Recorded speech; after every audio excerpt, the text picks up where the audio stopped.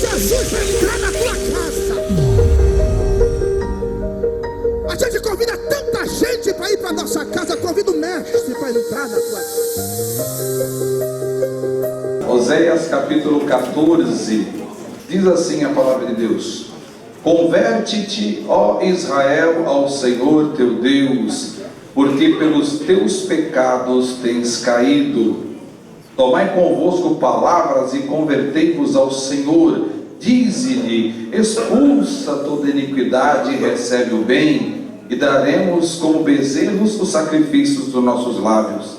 Não nos salvará a Síria, não iremos montados em cavalos, e a obra das nossas mãos não diremos mais: tu és o nosso Deus, porque por ti o órfão alcançará misericórdia. E diz Deus: eu sararei a sua perversão, e voluntariamente os amarei, porque a minha ira se apartou dele. Eu serei para Israel como orvalho, ele florescerá como lírio e espalhará suas raízes como o Líbano. Versículo 9: quem é sábio para que entenda estas coisas, prudente para que as saibas, porque o caminho do Senhor, ou melhor, os caminhos do Senhor são retos e justos, e os justos andarão neles, mas os transgressores nele cairão. Bendito Deus, eu me alegro em ti, Senhor, porque após um período de viagem estou na tua casa com os teus filhos a quem tanto amo, que estão no meu coração e que o Senhor colocou aqui para amá-los. Deus querido, mais uma vez diante de ti está a tua palavra. Bondoso Espírito Santo, a palavra é tua, este povo é teu, este ambiente é teu, e dentre todo esse contexto que te pertence, toma a tua cadeira de mestre e nos ensina nesta noite, para que possamos estar mais perto de Cristo, uma vida de santificação para a glória do teu nome, no nome de Jesus. Quantos podem dizer amém? Amém. Muitas vezes nós chegamos à igreja, no culto de domingo, principalmente no culto de domingo, e temos um desejo ardente no nosso coração de recebermos uma palavra que nos cause bastante euforia. O pastor, que já praticamente pregou hoje, ele questionou a questão de ser cheio do Espírito Santo e o que seria isto, e sobre esse assunto, e algumas vezes tive a oportunidade de falar sobre isso. Observando a Bíblia, nós vemos que a primeira evidência de ser cheio do Espírito Santo é o desejo ardente de falar de Cristo e do Evangelho para outras pessoas. Foi assim em Atos dos Apóstolos. A primeira coisa que aconteceu com Pedro, a partir do momento que ele foi cheio do Espírito Santo, foi pregar e quase 3.000 almas aceitarem a Cristo. Então, a evidência maior de quem é cheio do Espírito Santo é ter o desejo na alma de trazer pessoas para Cristo. Esse é o principal e primário, ou a principal e primária característica de que se é cheio. Existem outras sim, mas nenhuma maior do que essa. Se existe uma dúvida no seu coração, eu sou cheio do Espírito Santo ou não, pense: você tem desejo de ganhar almas para Cristo? Você tem desejo de que pessoas venham aos pés de Cristo? Você tem desejo de falar do Evangelho para alguém? Você fala do Evangelho para alguém? Você fala da Bíblia para alguém? Você fala da Palavra de Deus para alguém? Trouxe alguém no culto? Trouxe seu vizinho, seu amigo, seu colega de trabalho? Traz ele ao culto? Ou incentiva ele a uma outra igreja? E acompanha ele nos primeiros passos da fé, querendo a edificação dele, para que ele entre no céu. Se você faz essas coisas, eu já lhe garanto, você é cheio do Espírito Santo. Se você parar para pensar, e você pensar: há muito tempo que eu não falo de Jesus para alguém. Onde eu trabalho, ninguém sequer sabe que eu sou crente. Onde eu estudo, ninguém sabe que eu sou evangélico. Ninguém ouve a palavra de Deus da minha boca. Eu nunca cito Bíblia por onde eu ando. Infelizmente, você pode falar em língua estranha, pode profetizar, pode pular, pode fazer o que você quiser, dar carreirão no meio da igreja, profetizar, ter visão, plantar bananeira. Você não é cheio do Espírito Santo. Você vive uma vida de falsidade e de emoção. Mas hoje, Deus nos trouxe aqui com uma palavra E eu espero no meu coração que vocês entendam essa palavra nesta noite. E essa palavra provoque na sua mente e no seu coração uma revisão de conceitos.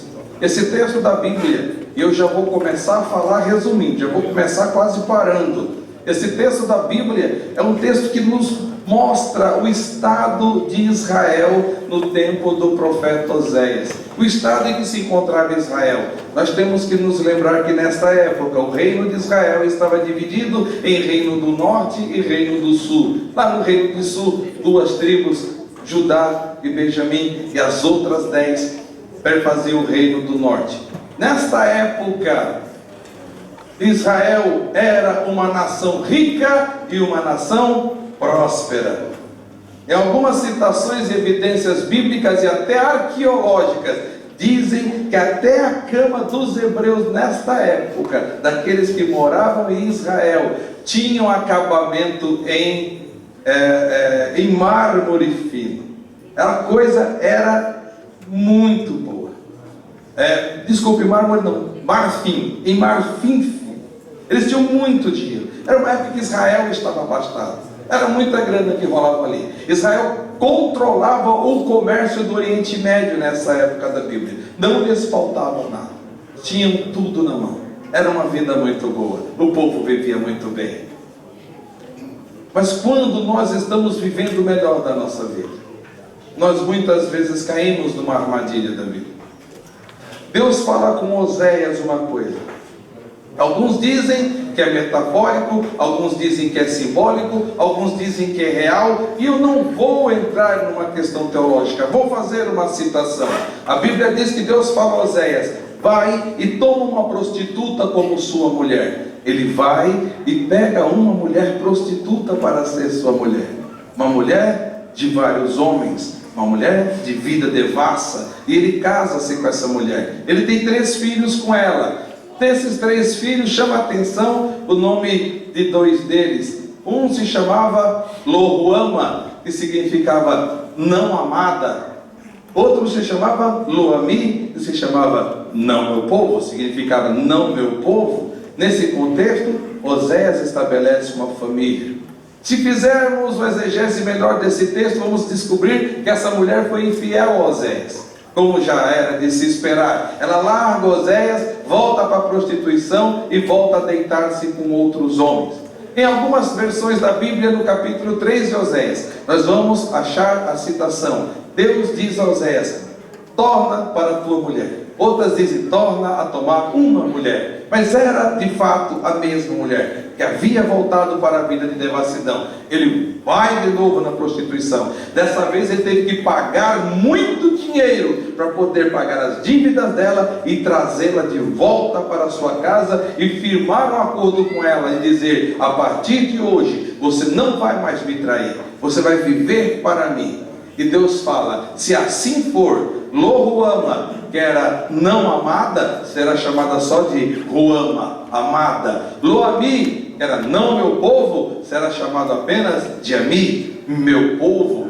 Deus faz Oséias passar por esta situação constrangedora em sua vida para mostrar para Oséias qual era o vínculo dele, Deus, com o próprio Israel. Deus monta este quadro para que Oséias pudesse passar a nação de Israel com todo o conhecimento de causa, como Deus via Israel nessa época. A Israel, ou Israel abastado, o Israel rico, o Israel que tinha prosperidade, um povo que tinha muito dinheiro e muito luxo e muita riqueza. E quando nós pensamos nisso, eu acabo me lembrando de uma coisa. Parece com uma igreja isso. Uma igreja lá das cartas de Apocalipse. De repente a gente começa a pensar e parece que lembra de alguma forma de Laodiceia. E lembra do Espírito dizendo a Laodiceia: tu dizes, rico sou e de nada tenho falta, mas tu não sabes que és miserável, desgraçado, pobre, cego e nu. Fazemos esse paralelo, porque assim estava Israel. Quando a pessoa está numa vida confortável, Não é uma vida de talvez a riqueza absoluta, mas de uma vida de conforto, como estava Israel, ou como estava a igreja de Laodiceia. A vida vai afastando a pessoa de Deus, porque a pessoa se torna autossuficiente. Quando Israel se viu enriquecido, começou a fazer vínculos, pactos, começou a ter acessos e começou a fazer conchavos políticos com outras nações, e para fazer conchavos políticos permitia que essas nações influenciassem também dentro de Israel. Uma moeda de troca começa a acontecer, essas nações começam a influenciar Israel também no âmbito religioso, começam a implantar dentro de Israel o favorecimento aos seus profetas e aos seus sacerdotes de religiões erradas e de povos politeístas. Começam a aderir a esse tipo de coisa, começam a entrar nesse caminho. Israel sendo atacado dentro do que ele tem mais sagrado, que é o vínculo com Deus, e vai começando a entrar por esse lado e começa a se esquecer de Deus, começa a prestar sacrifício a outros deuses, começa a se prostituir diante de outros deuses. O povo de Israel começa a cair em pecado, e o pior, não percebiam que estavam em pecado, porque a vida era boa. Eles começavam a sair da presença de Deus sem perceber, porque a vida estava boa, não tinham mais vínculo quase nenhum com Deus, mas tudo estava dando certo, tudo estava funcionando, a vida era muito boa, e passo a passo Israel vai se afastando de Deus. O Deus que forma esse Israel a partir de Abraão, trazendo dos caldeus, o Deus que vai lá na nação dos caldeus e puxa Abraão para formar dele uma nação, agora vê essa nação pouco a pouco se desviando, se distanciando, e quando se esquece desse vínculo com Deus, Deus deixa de ter importância, e é isso que me chama a atenção. Começa a se viver a vida e não faz diferença o que Deus pensa, o que Deus acha da minha vida, o que Deus pensa do que eu faço, das minhas atitudes, dos meus pensamentos e dos meus posicionamentos.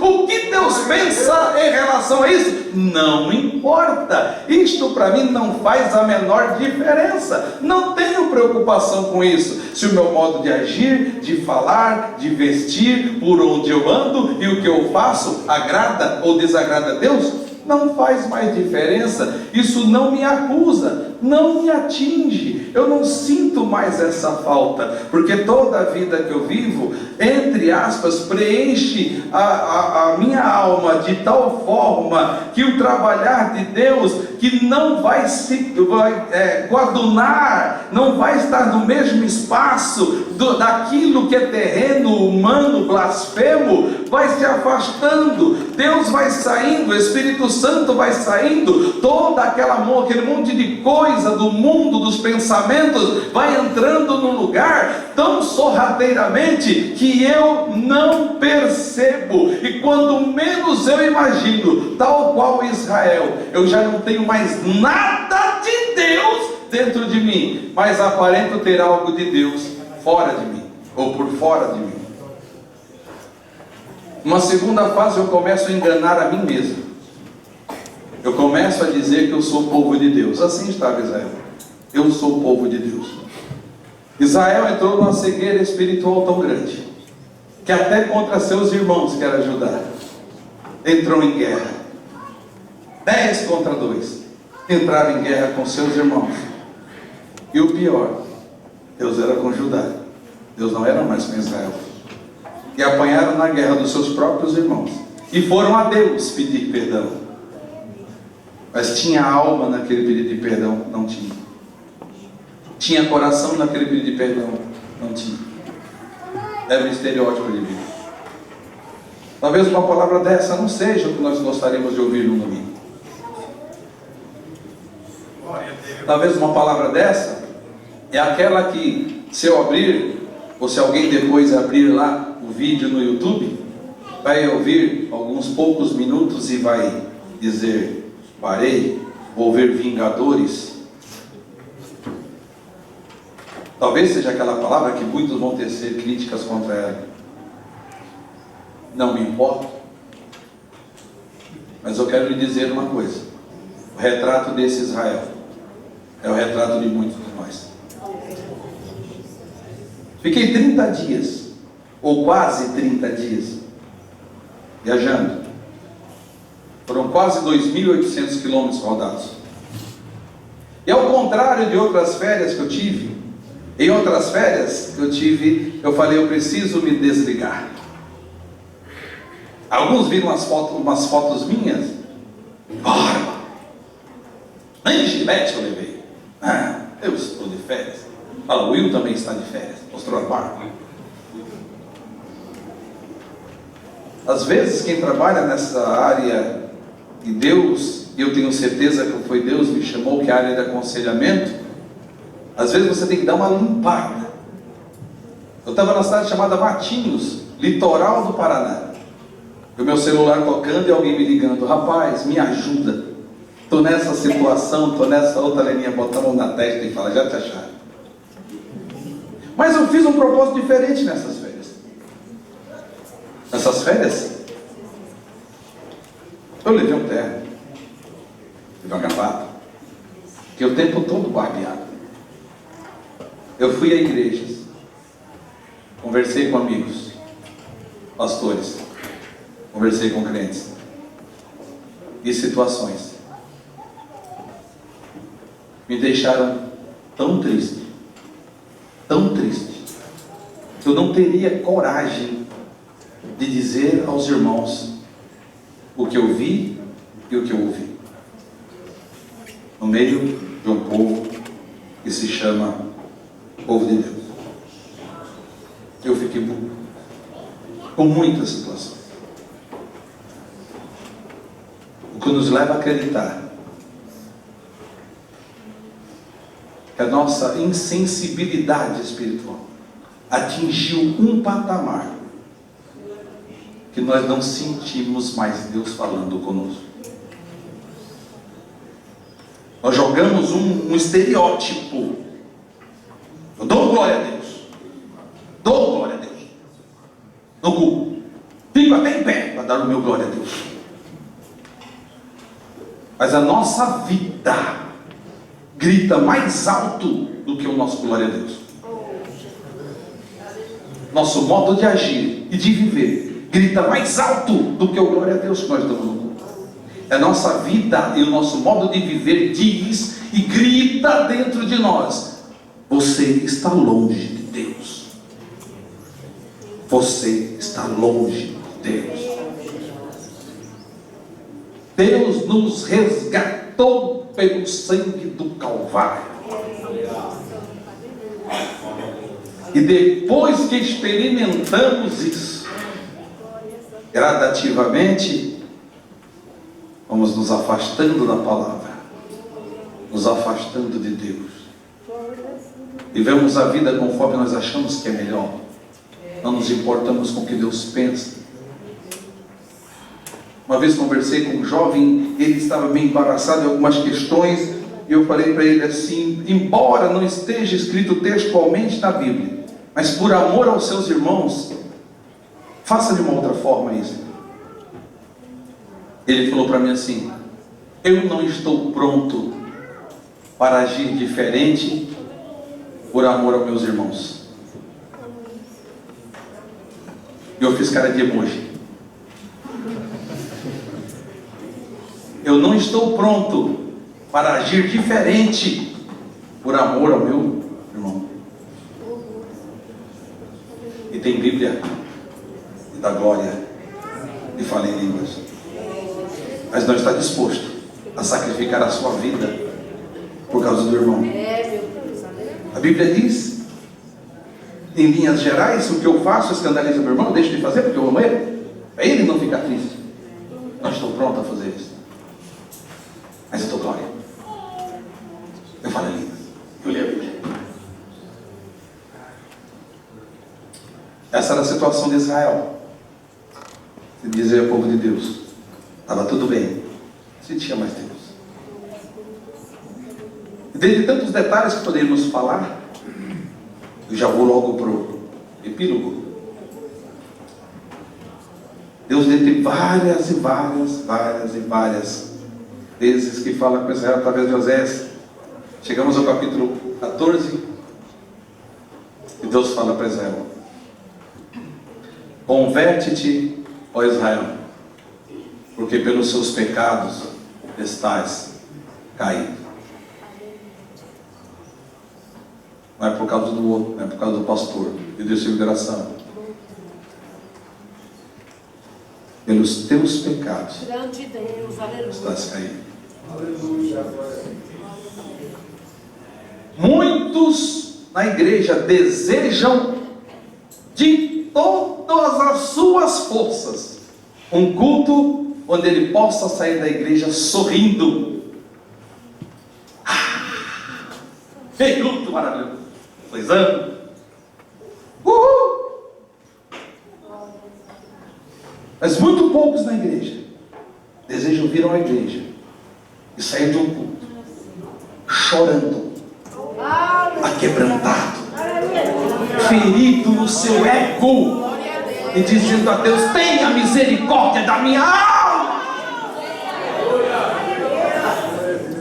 tenha misericórdia da minha alma. É, meu Deus, aleluia.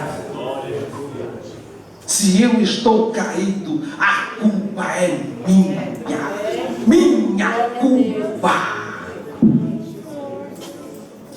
Bem-aventurado é aquele crente que sente culpa, porque só sentindo culpa ele consegue a regeneração, a transformação, a justificação. Se você fala assim: o Espírito Santo está me acusando nessa noite de pecado, eu quero lhe dizer glória a Deus, porque o mesmo Espírito Santo vai te levar para mais perto de Deus, se você se converter e deixar o pecado. Glorificado é o teu nome. Converte-te, Israel. É uma tradução: torna o Israel para o Senhor. Torna, volta. Volta, Israel. Volta, Israel. Volta, Israel. Glória a Deus. Volta, Israel. Volta. Como é que você era antes? Que cristão você já foi? O que você já fez na obra de Deus?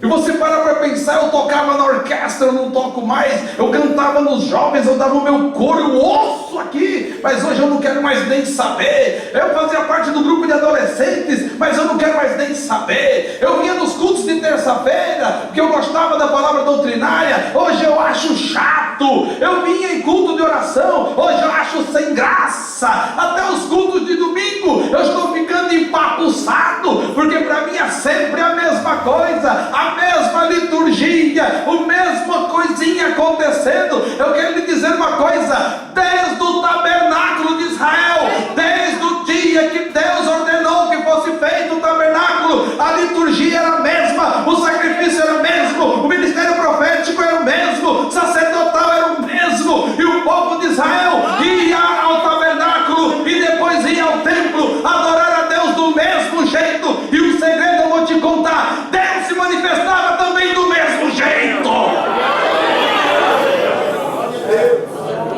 Agora não serve mais. Grande Deus, tu és fiel.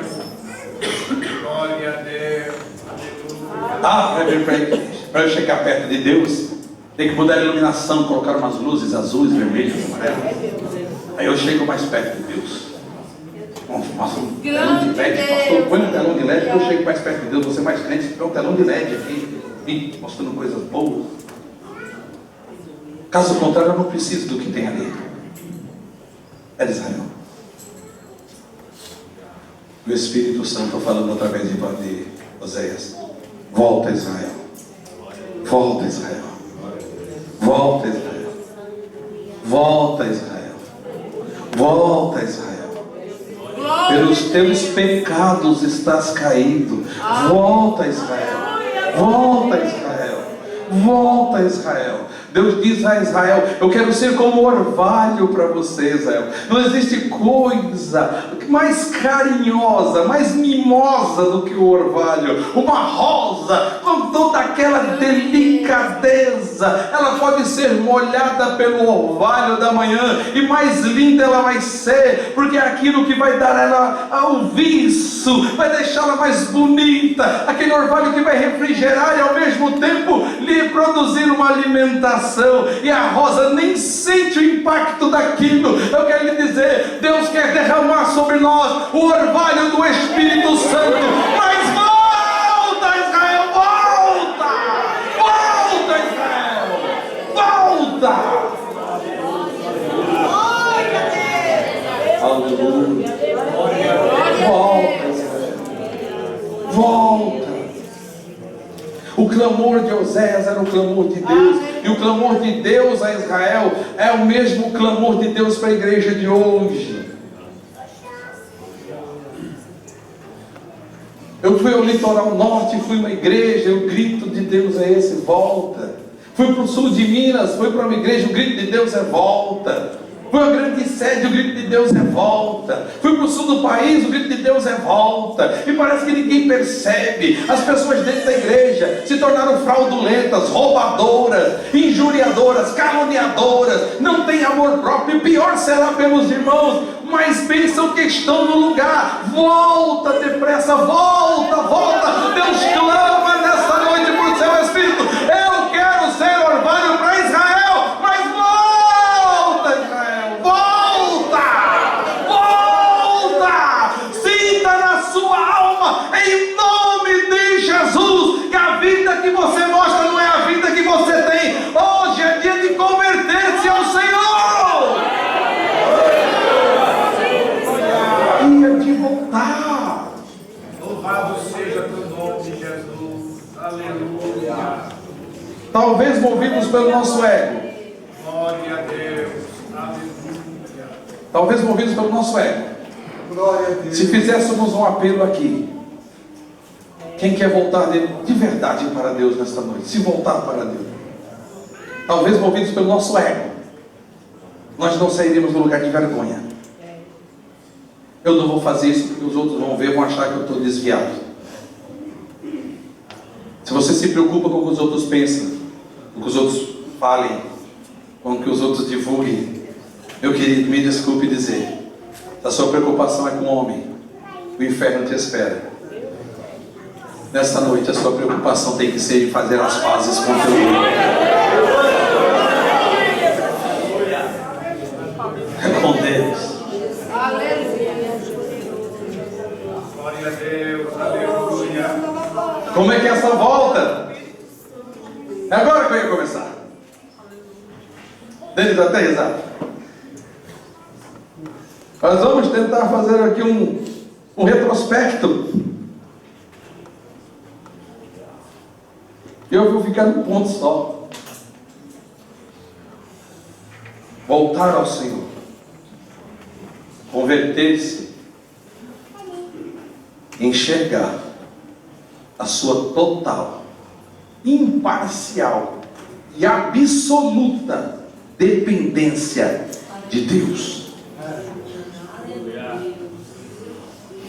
Israel deixou de pensar que dependia de Deus, porque era próspero. Eu não preciso de nada. Pode ser.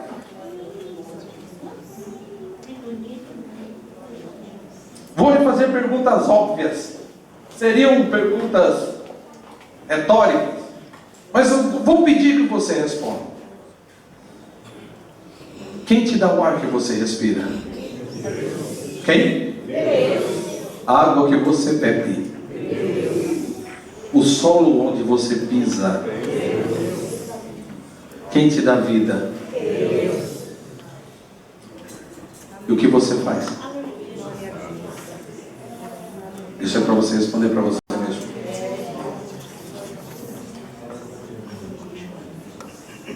O que você tem que fazer é reconhecer que você depende de Deus.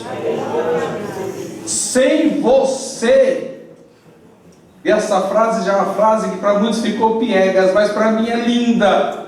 Sem você, Deus é Deus do mesmo jeito. Mas você sem Deus, você está morto, está perdido, está acabado sem Deus. Você não é nada, você não é ninguém. Você não vale nada. Quem é você sem Deus? Uma vez eu disse isso na aula de jovens. Eu desafiei alguém para dizer: eu não dependo de Deus para apagar a luz, para ir lá na interruptor e apagar a lâmpada. Eu faço isso sem Deus, não dependo de Deus. Vou fazer sem depender de Deus.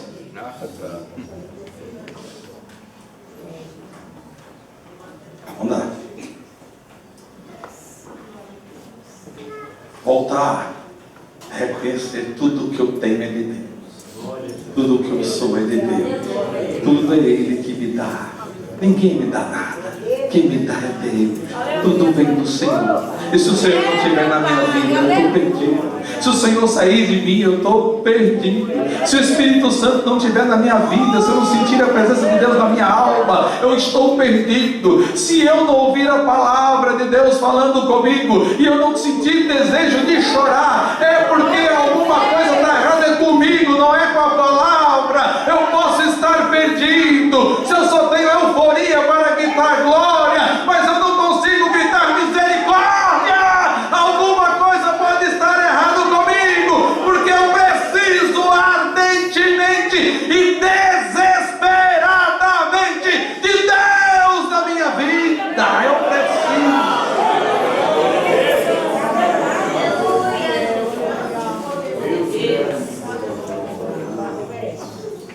Quando eu penso em Filipenses 4,13, posso todas as coisas naquele que me fortalece, dá vontade de, dar aquele carreiro. Agora a palavra de avivamento, agora o negócio vai.